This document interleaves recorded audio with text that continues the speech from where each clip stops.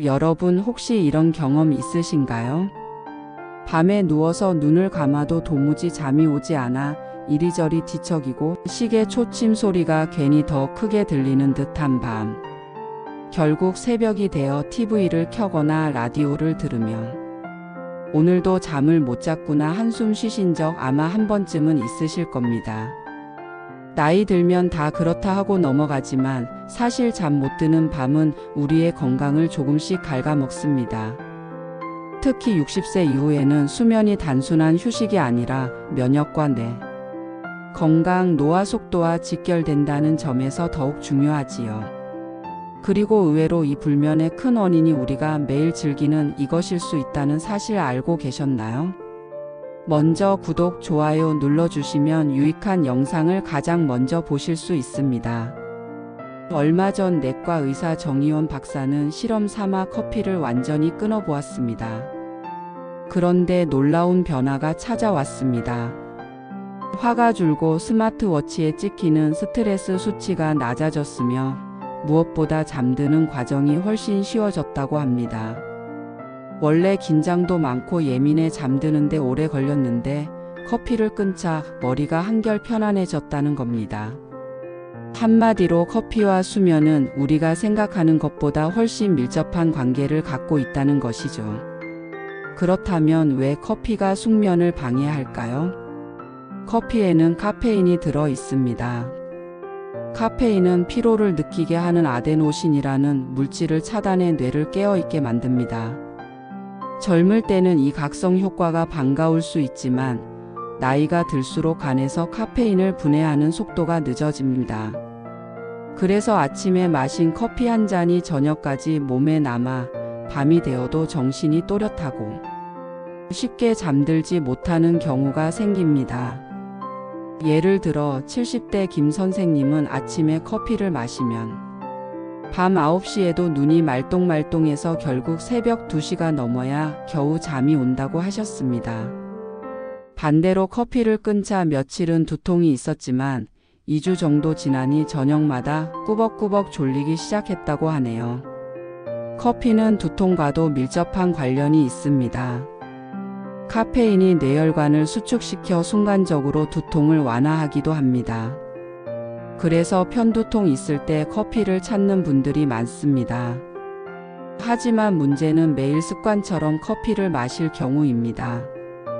어느 날 커피를 안 마시면 그동안 수축됐던 뇌혈관이 다시 확장하면서 반사적으로 두통이 생기기도 합니다. 실제로 60대 박 여사님은 커피를 안 마신 날은 머리가 깨질 듯이 아팠다고 하셨는데 이는 바로 카페인 금단 두통이었습니다. 이런 경우 하루에 2~3잔씩 마시던 커피를 조금씩 줄이고 중간에 디카페인 커피나 보리차로 대체하면 훨씬 수월하게 넘어갈 수 있습니다. 또 하나 간과하기 쉬운 부분이 있습니다. 커피는 스트레스 호르몬인 코르티솔을 높입니다. 코르티솔이 늘어나면 몸은 긴장 상태에 놓이고 동시에 식욕 억제 호르몬인 렙틴의 기능을 방해합니다. 즉 배가 고프지 않은데도 괜히 무언가 먹고 싶어지는 것이죠.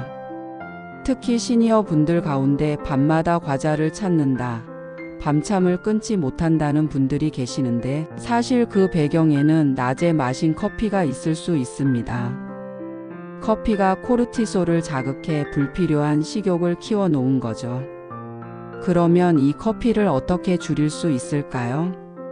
68세 이 씨는 하루 3잔 마시던 커피를 점심 이후에는 끊고 저녁에는 카모마일 차로 바꿨습니다.